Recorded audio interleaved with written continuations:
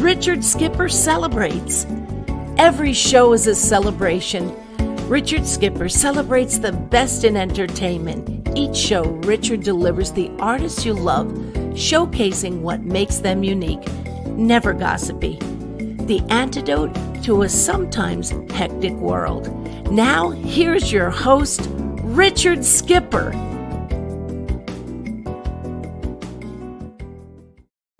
Happy Sunday, everyone, and welcome to the latest edition of Richard Skipper Celebrates. For those of you who are here for the first time, welcome.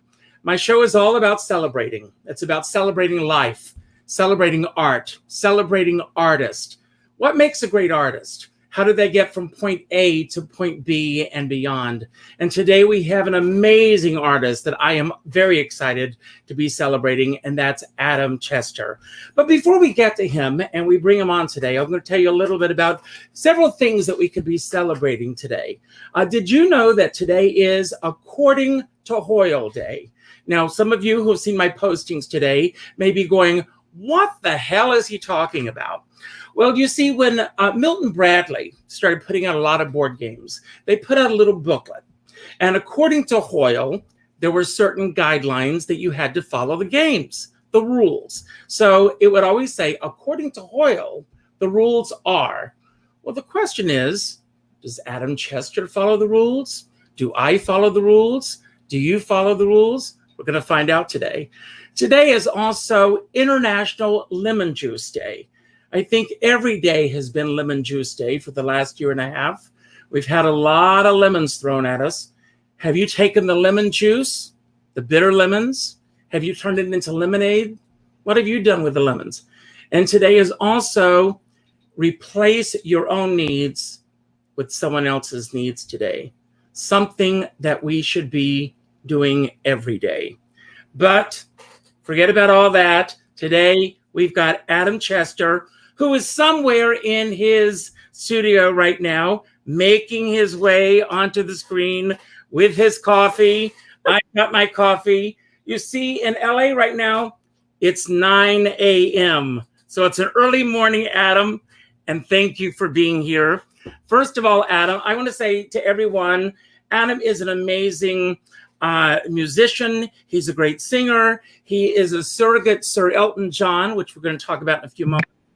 And thanks to COVID, and perhaps this was part of his persona prior to the last year and a half, but he truly took this last year and a half and he turned it into lemonade, because he and his wife, Maria, on their front lawn, turned their area into a concert, and they raised thousands of dollars for a lot of organizations that needed it.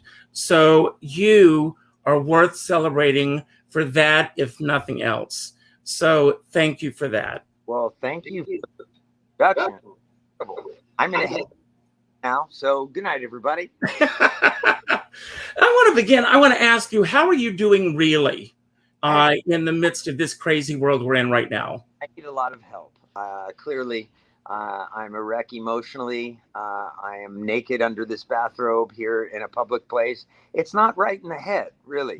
And I guess, okay, you know, I'm not going to complain. I'm staying creatively active. My family's healthy. I'm healthy. I'd say we're overall okay. I want to go back a little bit. I did a little research, and I know that as a small child, you were given a keyboard, which started this amazing journey for you. Were your parents, what was the impetus for your parents giving you a keyboard at such an early age? I think you were 4 years old when your parents gave you the keyboard. 4 years old, they got me a small organ that I had in bed. Adam, if you can speak a little closer into the microphone. Oh, okay. You're going in and out. Is this good? Yeah, a little bit better. That's great. Okay, good. So I think it all started with the little organ that had maybe 2 octaves, 3 octaves, if that, on it. And I kept it in my bedroom, and it was overlooking the parking lot of the apartment building where my mom and my dad and I lived. I was an only child. And I used to play that thing all the time, and it made some cool sounds, and I thought it was just fun to play. And it was my mom who thought it would be a good idea to get me lessons, get me a piano, and then that's how it all began. And I still have my childhood piano to this day. I had it rebuilt and inside and out, and it's now, instead of a cheap Kohler and Sons piano, it's a Chester and Sons, officially on the fall board as Chester and Sons now. So it's really pretty cool. I love my piano. It's interesting. Carol Channing was a dear friend of mine, and she also was an only child. Yep. And she said that when she was growing up, she used to have tea parties in her bedroom with all of her imaginary friends that she used to make up. And I know, and I always go back, for those who have seen my shows, to the 5-year-old self.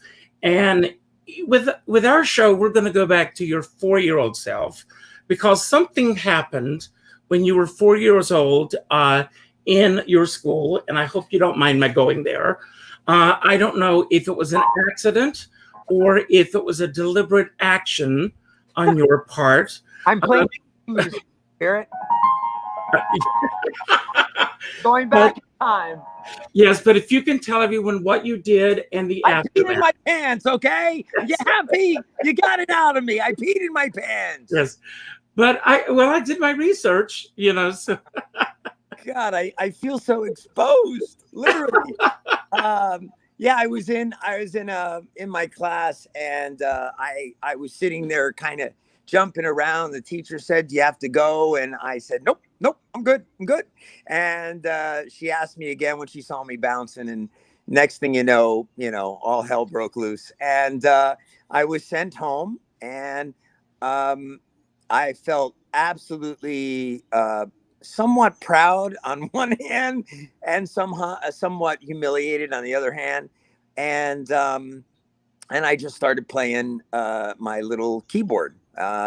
And as I was playing it that day, there were some neighbors of ours from across the way. It was a big complex, and the parking lot separated all the complexes. This was in New Jersey. And as if that qualifies the parking lot. Yes, of course. and then I started playing, and next thing you know, I heard applause, and I looked out the window, and sure enough, there were 5 or 6 of our neighbors who I didn't know applauding and saying more. And I thought, okay, this is fun. And that's kind of where it all started for me.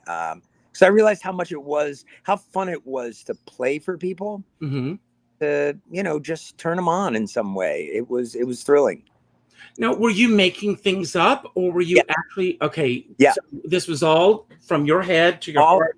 And I still remember the very first song I ever wrote. It was a sort of a takeoff on what is that? You know that song, right? I think it's called "I Want Coffee." You want tea or something. And so it went like this.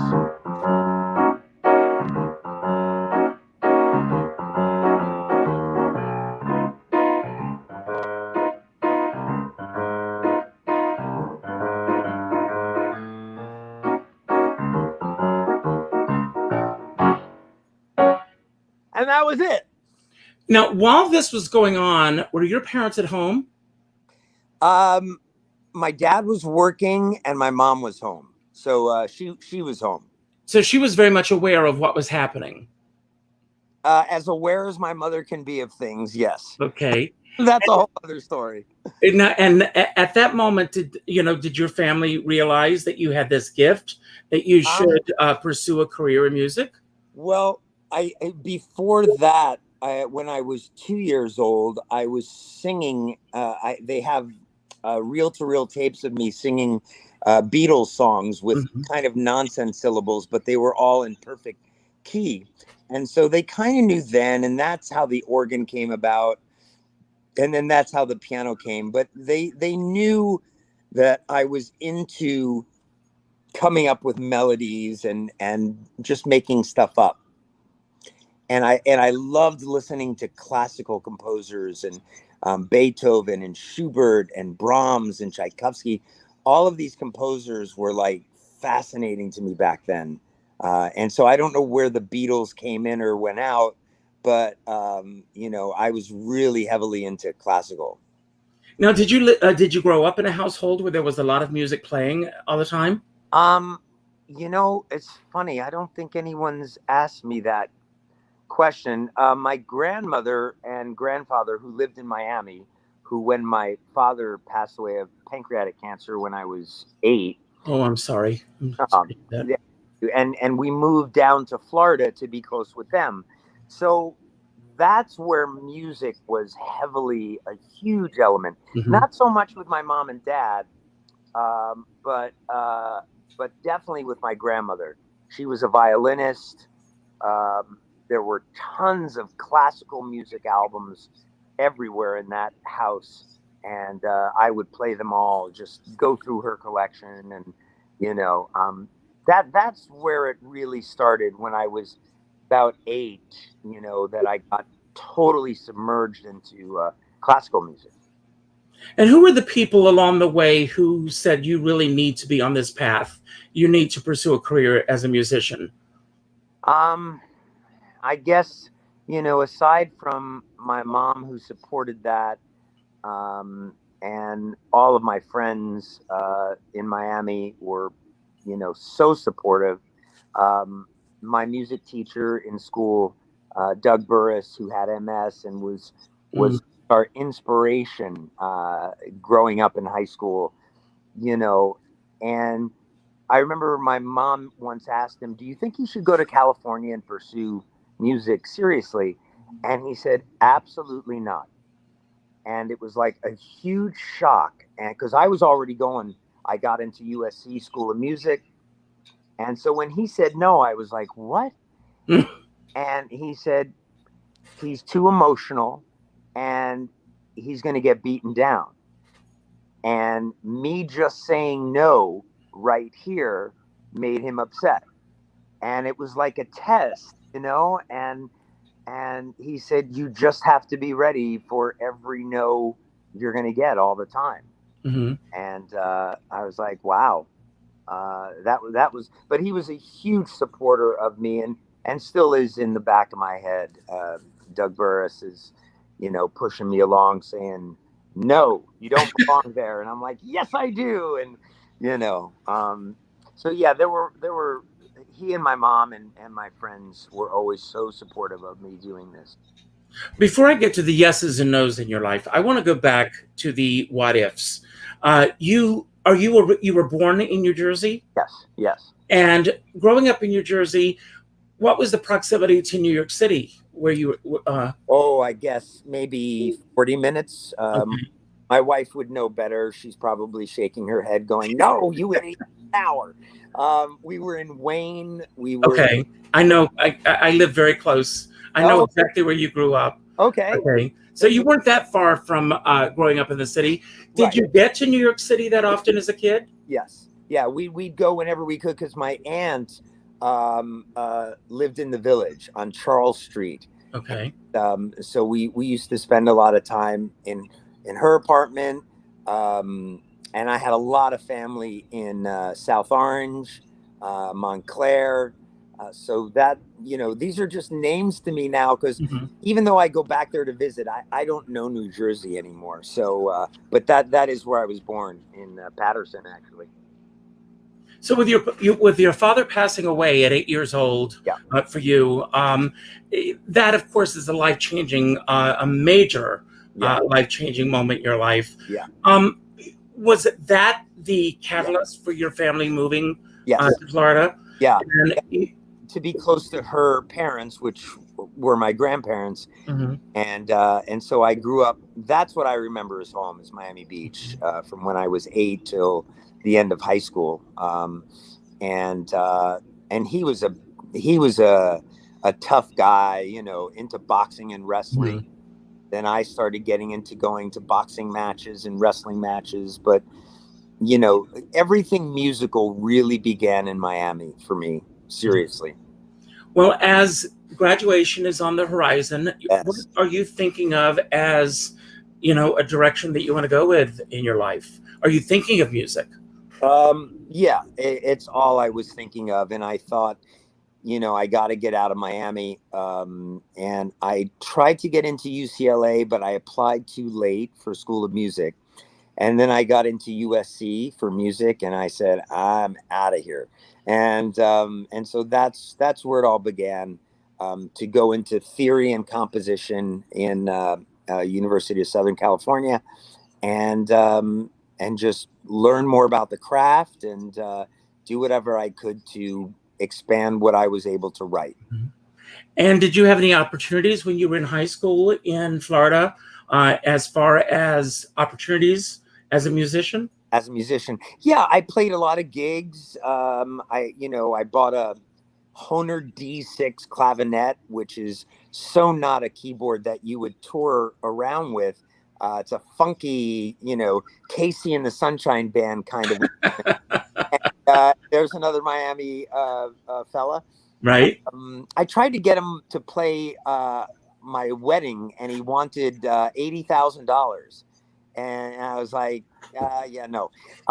But anyway, so there were a lot of live gigs, playing on camera, playing in front of audiences, and then Doug Burris ran a group that you had to audition for called the Rock Ensemble in Miami Beach. And so when I made it in there, we traveled around to Tallahassee, Gainesville, entered competitions. It was really amazing, and that's what really solidified, playing in front of people, playing in front of the kids at school. It was thrilling. Now, when you made the move to California, was that an easy transition for you? No, I didn't know anyone in California. I just wanted to be as far away from my mother as possible. Okay. I was growing up with a single mom, who was extremely overprotective, almost could make somebody write a book, which I did. I wrote a book about her called Smother, and it's Is the book available? oh yeah, you can get it on Amazon. It's Okay. S apostrophe Mother, and it's been optioned. It's been in option hell, and it's still going on to this day, to make a comedy about it, a sitcom. But love her to death, and now she lives here too. So she gets to see my kids, and I'm veering off the conversation, but nonetheless, don't get me started. So yeah, came to SC. What was the question again? Now, if it was an easy transition for you Oh, when you got to yeah. California. Well, the move out here was difficult because I didn't know anyone, had no family. And I think the whole first semester I was thinking, I hate this. And then I started performing around the campus at USC, playing piano, met a girl, met some friends, and I was like, okay, this is pretty cool. And then the next semester I did a big production. I was starring in a theatrical version of Fame, which was really big back in '81. Yes. And it was just thrilling to do that. They carried me out on for the second part of the show, we could do whatever we wanted musically, and of course I chose Elton John's Funeral for a Friend, and they carried me out on stage in a coffin. I came out with a white 3-piece suit, and it's basically what I did in my high school for my senior year with the rock ensemble. I was able to do it in college, and it was just that made moving and living so far away easy, because I just loved it out here. You know, the weather was similar, just not as humid, and it was great.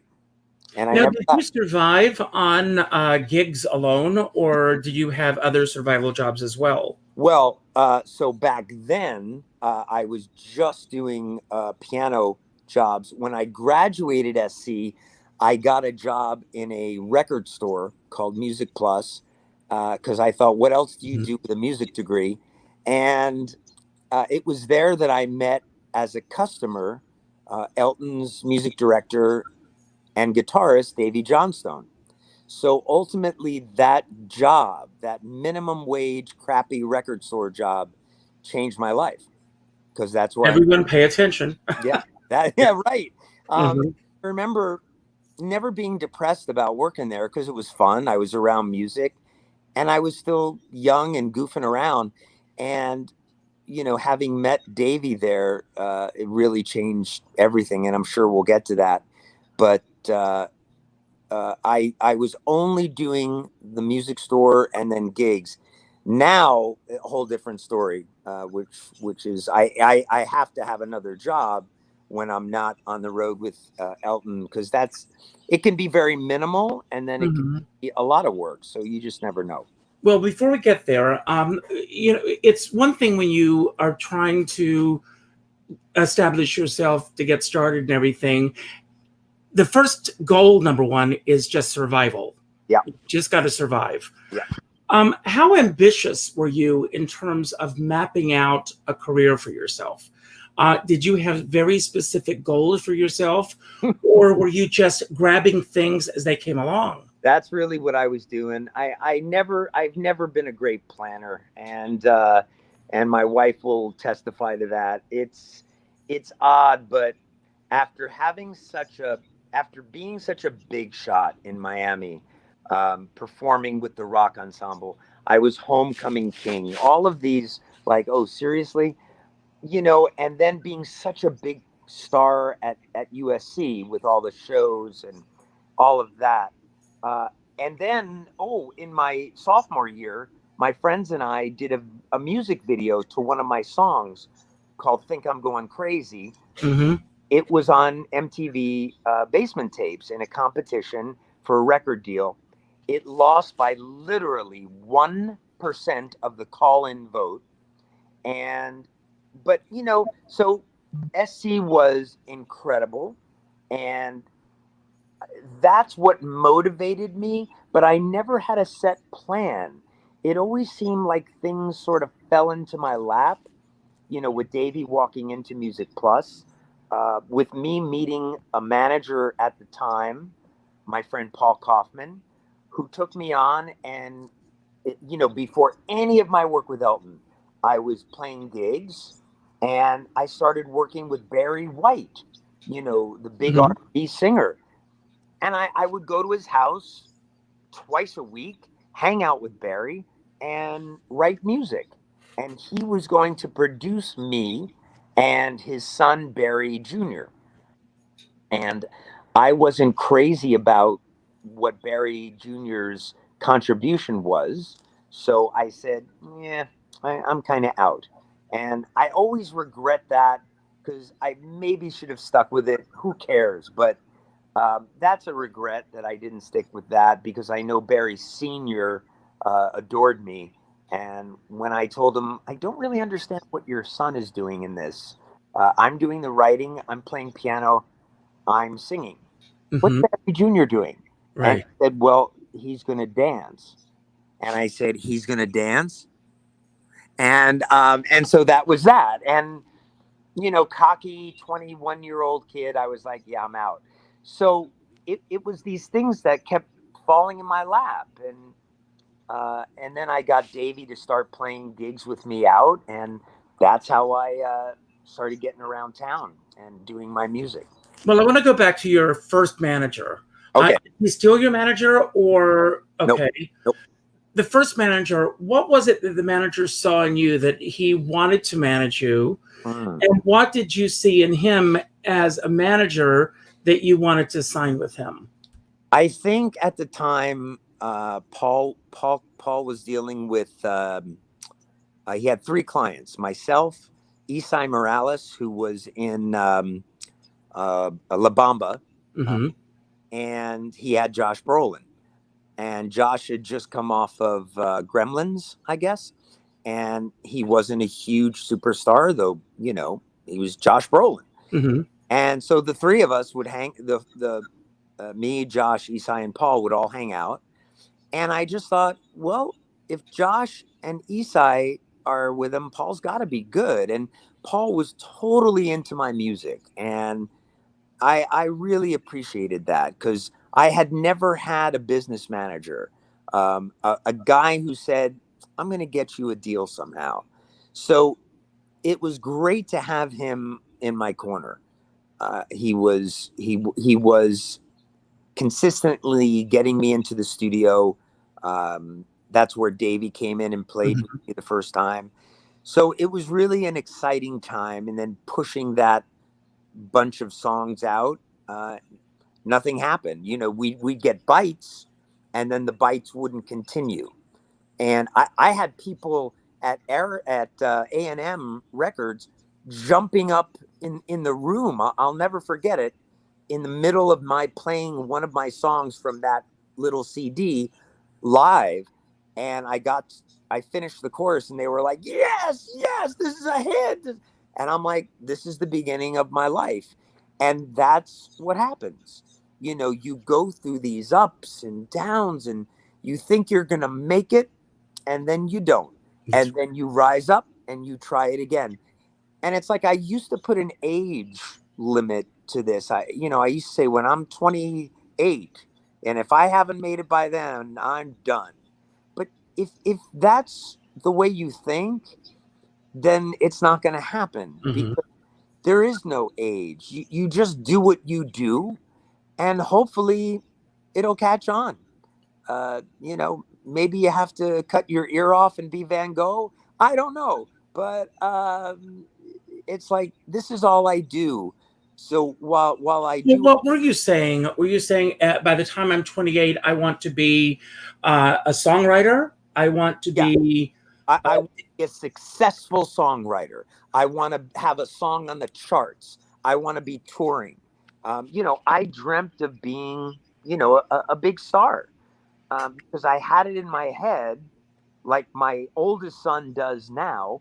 I had it in my head then that I already was a star. Barry White was into me. You know, I was working with Elton John's guitarist since 1971, Davy Johnstone. Was there a role model or an ideal that you were trying to emulate at that time? You mean musically? Yes. Absolutely. I was the more romantic Elton John, the less street savvy Billy Joel.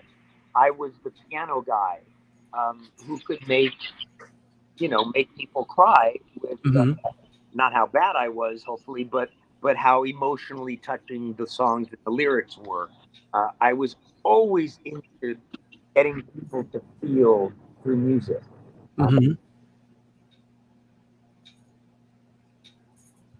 Yeah, you need to be at the mic a little bit more. Oh, okay. You're going a little bit in and out. Yeah.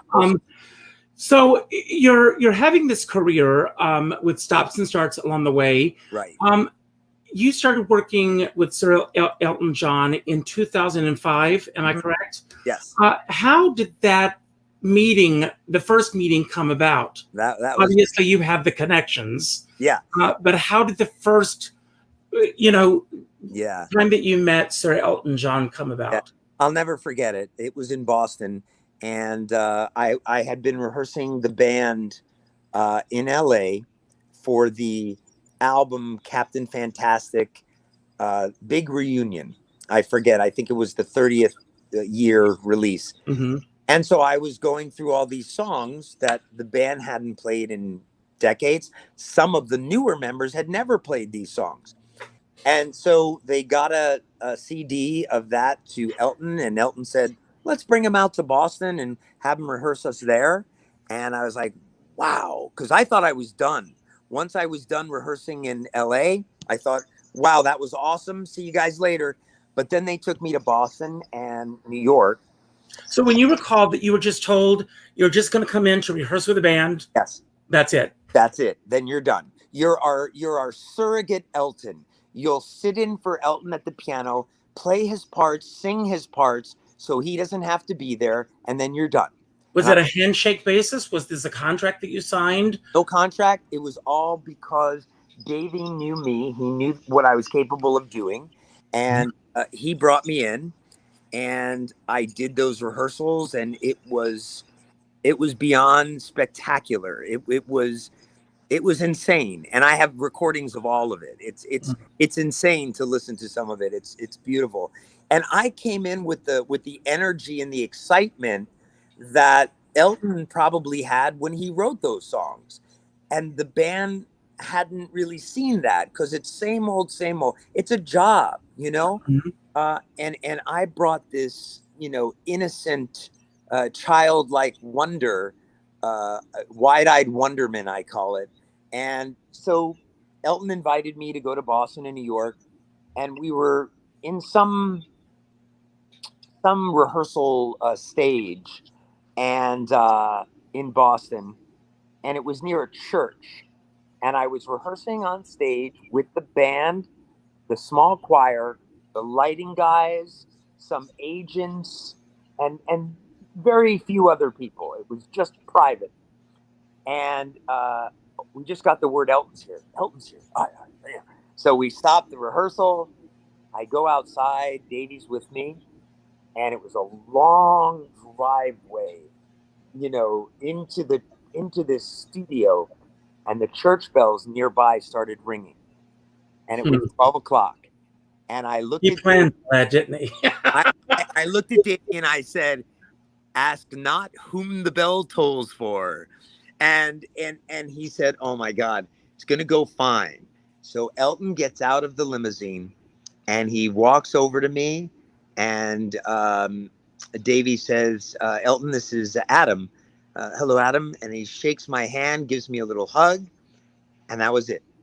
And then all of us went up on stage and we started rehearsing. And Elton was at his piano, and I was at Elton's little keyboard directly across from him. And we started playing one of the songs from the Captain Fantastic album. And Elton hadn't done his homework. So he hadn't been practicing these songs that he hadn't played in 20, 30 years, whatever it was. And and he got really frustrated with one of them, and he stopped. And he said, "What is that? What is that chord?" And I said, "Okay, it's an A flat over C, and then you go to a D flat, and then you'll continue down the scale." And I'm explaining to Elton John how to play this song, and it's just me and him talking, nobody else talking. Everybody else is. You could hear a pin drop. Oh, okay, I got it. He did it. Made a mistake. Stopped again. It's not quite. I said, no, you have to go. And he was like, got it. We did it again, and he got it. We did it straight. We started another tune. He couldn't remember how to do it, got frustrated, and left the stage. And that was the end of the first day of rehearsal. And as he was walking off the stage, it's so funny when I think of it. He was walking off the stage, and I was in the microphone, and I said, "Well, that went well." And so, the band started laughing, the choir laughed. Next day, we were all fine. We did the rehearsal. It was great. But his frustration was with himself, not with anyone else. Oh, Yes. yeah. It was with himself. And, Jesus, the guy's written 8 billion songs. That's right. Give him a break. I never have a bad thing to say about Elton or David or any of them. I just won't do it. There's, And I share all of this with you because there was nothing horrifying about that day. It was Well, I want to ask you, I mean, there you are. Obviously, you are a fan of Elton John's. You mentioned earlier in the interview that you, early on, when you went in to do a job, you were singing one of his songs. Absolutely. Long before this happened. Yep. When you had that experience the first time of sitting across from him, playing the keyboard, he's right in front of you, were you able to drink in the enormity No. of what was happening at that moment? Not at all. I was way too into what I had to do to save the day. And I'm not saying I'm adamant or anything going, here I come to save the day. I mean, but he had a question. I was there to answer it. And there wasn't time to be a fan at that moment. Mm-hmm. I really took what I was there to do very seriously. And I did my best to help out in every way possible. And that's why you're still where you are. I hope so. I hope so. Mm-hmm. There's nothing more I love to do than to play with those guys. We're supposed to leave in 3 weeks to Copenhagen to rehearse there. We were supposed to go to Berlin this week, and the show got canceled because they weren't having large-scale arena events. But I digress. So my point is, I still respect what I do, and I look at all of the band members with absolute respect. And well, I mean, you got through that rehearsal. You had a few more, and then you were asked to go to Madison Square Garden for the big 60th birthday celebration. Yeah. Tell us a little bit about that experience and working with that incredible choir. Yeah, I got to sing on stage as a sort of a gift for what I did for the Captain Fantastic. Elton said, let him sing on the stage with the choir in Boston and at Madison Square Garden. So we did 3 shows at the Garden, and the choir had these dance steps. And I just got to say this before we go to the 60th. And I had to learn these, crazy dance moves. And there's a reason I'm behind the piano, you understand? I understand. So I'm pointing, so after the show at the Garden, the 3rd night, this couple comes up to me outside and they said, were you that guy up on the stage with the choir? I said, well, yes, as a matter of fact, not so like that, but, and they said, oh my God, that was great. Did you win that position to get up there? Did I win that position to be up there? And I thought that was hysterical because they thought I won some competition. Anyway, cut to the 2000. Welcome to the world that we live in now. Yeah. So, I conducted the 60-member choir, 65-member Brooklyn Youth Choir. They were incredible. And, it was a tough gig. Mm-hmm. They were used to dealing with their conductor, who, while I was in California, was getting them together with the charts I had done. And, because I did the arrangements for the choir. And even though they were pretty specific arrangements, they had to be checked and split up in 4 parts and, made sure they were all current and correct. So that was an amazing gig, being up there on stage conducting, because I had only conducted from the piano, from behind the piano. So I was literally up there, doing the whole, I was back at USC in my conducting class again. It was incredible. It was a whole different ball game to be conducting a choir and not playing or singing myself. Now, I want to talk a little bit about the past year and a half.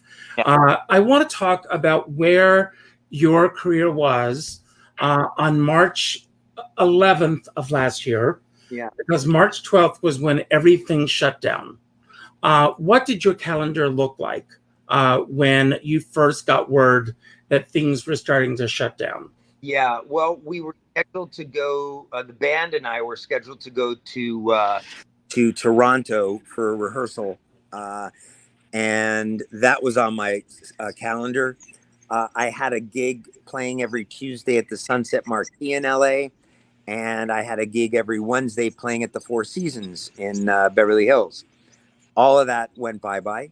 The tour got canceled, and my 9 to 5 job, where I manage a piano store here in LA, shut down. Mhm. And I was left with the notion of, well, what the hell do I do now? And I thought, well, what else would I do but sit at my piano and play? And I started doing a couple of shows from inside my house. And I thought, this is fun. And my wife and I said, why don't we take it outside and bring your keyboard out, and we'll stream it live on Facebook, and we'll raise some money for some charities. That was her idea. Mhm. And then she came up with the name Quarancella. And that's what we did. We started streaming. Next thing you knew, I had Davey playing live with me. Lisa Loeb came and played. We sang Don't Go Breaking My Heart together. Mhm. John Mahan came and played drums for me from the band. Kim Bullard played keyboards with me from the band. It was thrilling. And we had gotten to a point where enough of the neighbors would gather socially distant, and CBS Morning News came, Yes. Yes. AP News World and US came, NPR came, and it was insane. All of a sudden, I'm that guy on the block who takes the keyboard out and starts playing. And next thing you knew, we got a cease and desist order from Coachella saying you can't use the name Quarancella anymore. And I'm like, you idiots! Wow, we must be making some money. You're And making waves. so You've I made your started. mark. So we started calling it Quarancell LA. And I'm like, screw you, it's not Quarancella anymore. We called it the Q concerts, and then when that became weird with the whole Q thing, we started doing the Quarancell LA, and it was thrilling to do this and raise. We raised over $20,000 for. That's amazing. God bless you. That's really wonderful. So thrilling. And then I started doing it, and now I'm still doing it virtually every Tuesday night for the Sunset Marquee in their recording studio, which is downstairs from the hotel, where the Stones recorded Sting, Justin Bieber, and did I just say Justin Bieber in the same sentence as Rolling Stones? Yes. Yes. I need coffee. So now I'm doing these year-specific shows where I do the music from a certain year, and it's just thrilling. I'm having the time of my life right now doing this. That's amazing. I want to ask you, what is the biggest impact that COVID has had on you, beyond the obvious things that we've all gone through, Yeah. that you think that you're going to be taking with you beyond COVID? When we get back, because it's impacted all of us in terms of the way that we look at the world. Yeah. I don't think I will ever look at a charity the same way. It's like when I hear of a charity now, I don't just say, oh, another charity. I'm like, oh, what do they do? Is there any way I can help? And playing music live and raising money, it's like a no-brainer. It's like, look, if you have some money to give, great, and it all adds up. And we were really hoping to cross that 20,000 mark, and with all of our shows we finally did. I don't think I'll ever look at helping others. I don't think I ever wanted so much to help others, not just cancer survivors, because my dad died of it, and because I recovered from cancer. I'm a cancer survivor. It's not just cancer anymore. It's like I want to help out, cerebral palsy, starving kids, anything we can do. If I could make money doing that and a living doing that, that's what I would do. Because so COVID awoke the giving in me. I think it's wild. I love raising money for charities. Well, the business has changed a lot since you first got into the business. Yeah. What are some of the big changes that you've seen in the business that you really have embraced? Yeah. And what are some of the changes that you've seen that you absolutely abhor in terms of the music business now? Yeah. Well, I see my oldest son, Truman, he's 18. I have two boys, Marcello and Truman. And Truman is an incredibly gifted singer and songwriter. And what frustrates me about it now is that it's all so mechanical. It's all so lifted from other elements of other songs. Oh, I like the drum from that. Let's sample that. Oh, I like the guitar from that. Let's sample it. Why not be the guitarist who came up with that sound and make your own? I don't know. Everything seems to be derived from something else. And I miss the days of, sitting down at a piano and just going, ooh, there's a song there. And the spontaneity of discovery and improv is what I miss about the business today. What I like about the business is the exposure and the lack of depending upon people who, on many occasions, should not be deciding who makes or breaks it into the business. We don't rely on those people anymore. You can break into the business on your own with the proper channels of exposure and crowd. So I love that. I love that it's out of the hands of corporate to an extent and into the hands of the artist. But it's what the artist does with their inspiration. Mm-hmm. That I wish they would be more sensitive to just plucking out some notes and making it happen. I mean, what the heck is that? I don't know. Sure sounds neat. And I bet I could do a song over that. Mm-hmm. That's what's fun about music. It makes my toes tap and mm-hmm. happy. It makes me think of that day when those neighbors started going, "Oh, that was good." Yes. Now, Truman is your 18-year-old son? Yes. Now, I remember when I was 18, I left home from South Carolina to come to New York when I was 18. Yeah. I'm sure you remember when you were 18. Does Truman come to you for advice in the business?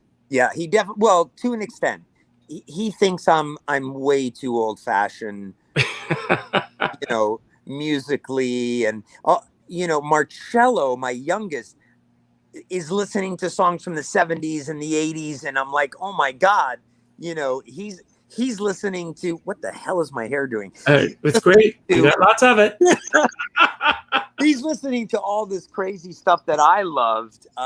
But Truman's still living at home. He's unfortunately going to college virtually starting Monday, which is a big bummer for me, but it's the way things are right now.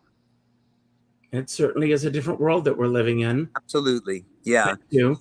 Yeah. And I mean, looking back on everything, we can all, second guess the choices that we've made. Is there anything that you think that you would have done differently looking back? Yeah. I wish I hadn't have said no to Barry White, because that was all my doing. And I've said that before to my friends and family. That's a big regret, because when I basically turned that door inside out and said, I don't get this. What's the plan? I shouldn't have done that. I mean, if Barry Jr., all he could do was dance, who cares? Barry Sr. had big plans for us to open the tour for him. And, I wish I would have taken that road because there was nothing like a bear hug from Barry White Sr. I can imagine. He'd just grab me and say, "Show you right," and give me a big old hug. And he was a big bear of a man. Big man. And his house was as if it stopped in 1974. And it was awesome. Sweetest guy. But when I said no to that, No more Barry Sr. Wow. Well, I want to play a little game with you. All right. This is, I call this my inside the actor's studio moment. So I'm going to ask you some random questions that I put together. And the first question is, what is the worst way that you abuse your body? Wow. I think I eat a lot of junk, and I think I need to. Did my wife put you up to this? No. Is that what's happening? No. I gained way too much weight over COVID, so I think I've let myself go a little bit body-wise. So that's what I do to abuse my body. I should eat a heck of a lot better. Thank you, Maria, for bringing that up to Richard. I appreciate it. Okay. In what period of history would you have least liked to have lived? Ooh, I'd say prehistoric days. Okay. I don't like ideas of dinosaurs interrupting my day. And if you asked me how to build a piano, I couldn't tell you. So what would I have done? It would have been boring. You would have been making music with prehistoric drums or something. I would have gotten beaten up by prehistoric sticks and stuff like that. What life goal have you achieved most quickly? I think having 2 beautiful children. That's a good one. That's great. Yeah. What is the best manifestation of freedom that you've seen in your lifetime? Of freedom? Yes. Wow. That's a deep question. I think when I finally drove away from my home in Miami, it was the first time I had ever left my family, my mom, my grandparents, my friends, my school, my popularity. That was freedom. When my friend Dave Lesser and I got in a car and just drove west, that was freedom. Mm-hmm. Who have you most feared in your life? My mother. Okay. Yeah. I thought I knew the answer to that. What do you feel is the clearest definition of virtue? I think that's the honesty one gets when they finally realize, I'm going to do this. Even if I don't do a good job, I'm going to give it a whirl, because what's life without taking chances?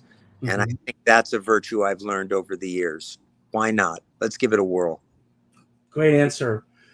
What's the most physically demanding job that you've ever had? Being a father, especially at my age. I'm exhausted every day. Do you know what I did before I got here? I can't even tell you what I did before I got here.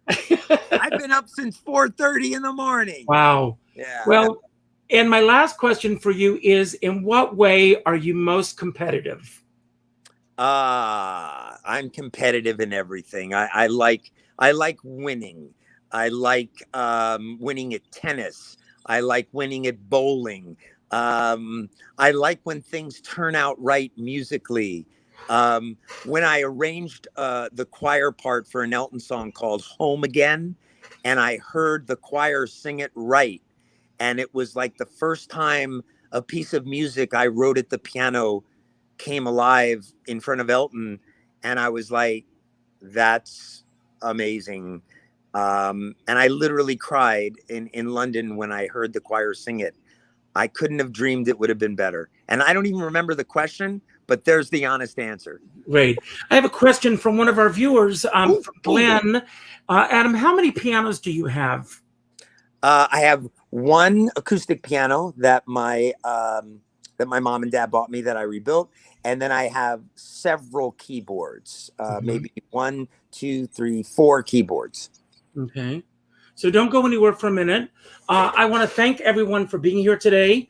It means the world to me. So early in the day, on a Sunday afternoon, that you spend an hour with us. So much, Richard. Thank you. Thank you. I don't take it lightly that you could have been anywhere else for the last hour. And Adam even got out of bed in his robe on a Sunday morning. Early. Well, Don't do too much. Too funny. On a Sunday morning to be here. I thank you all for being here. If this is your first time, my hope is that all of you will subscribe to Richard Skipper Celebrates right here on YouTube. I'm all about celebrating artists and their body of worth. There are almost 300 artists ahead of this one that I've done, and there are more coming up, a lot of great artists. So check out what I've done. If you did indeed like today's show, hit the like button, leave a comment. Even if you've left comments here, leave a comment underneath the video. That increases the ranking of this video. Share it through YouTube. Let other people know about this. I also end every show by telling everyone to go out and do something nice for somebody else without expecting anything in return. Go to your Facebook friends list, and the second name that pops up, reach out with a phone call. Not an email message, not a text message, not a private message, a phone call. And let that person know what they mean to you. As my dear friend David Friedman says, we're all in this together, but we're not in the same boat. But if you're going to go out in a boat, bring a skipper along. Now, Adam, I'm going to leave the screen, and I'm going to leave the screen to yourself. I'm going to ask a favor of you. Okay. I have a favorite song of yours that I would love for you to play for me if I'm not putting you on the spot. Okay, I'm ready. And that's 8 Days and Nights. Oh, wow. And I know that it's not Hanukkah. Yes. But the message of that song means so much to me because I'm all about celebrating. And I'm going to leave the screen. I would love for you to play the song. And then I would love you to leave everyone with a final message. Anything that you want to say to everyone who's watching about anything that we talked about today. Anything that we didn't talk about that you wish we had. Or just any message that you want to put out to everyone. And thank you for doing this for me. That's awesome. Thank you. Thank you. You've got the stage to yourself. I've got the stage. Good heavens. 8 Days and Nights. If only I had known. I hope I get the lyrics right. Raise your head up, look around. It's such a pretty country, and just to put it bluntly, it's a mess. In these moments after the war, all the wounded pride here, all the ones who died here, it's gonna take some time to carry on. Every day's a miracle. Celebrate the miracle. Let the candle burn for 8 days and nights.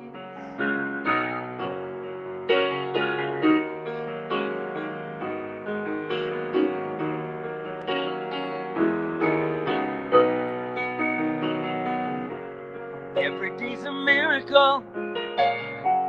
Celebrate the miracle. Let the candle burn for 8 days and nights. 8 days and nights.